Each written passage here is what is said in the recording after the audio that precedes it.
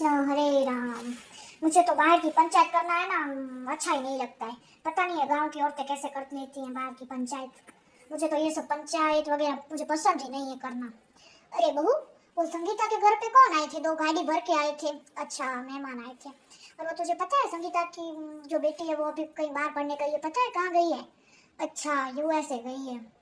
वो क्या है ना, अभी पैसे बढ़ गए हैं ना, इसलिए फिर बच्चों को बाहर पढ़ने के लिए भेजते हैं। हरे कृष्ण। अरे बहू, तुझे वो पता है कि सामने वाले घर की जो बहू है ना, हाँ वो झगड़ा करके मायके चली गई है। मुझे तो देख, मुझे बाहर की पंचायत करना अच्छा ही नहीं लगता। वो तो क्या है, संगीता बोल रही थी इसीलिए। हरे कृष्ण हरे राम। अरे बहू, तुझे वो पता है कमला है ना, हाँ उसकी बहू रोज शॉपिंग करती है। वो तो अच्छा है, उसका बाप पैसे वाला है। और तुझे पता है रोज नई नई साड़ियां भी पहनती है। कितने पैसे बर्बाद करती है। वो तो अच्छा है कि उसका बाप है ना वो पैसे वाला है, वरना कमला तो रोड पे आ जाती।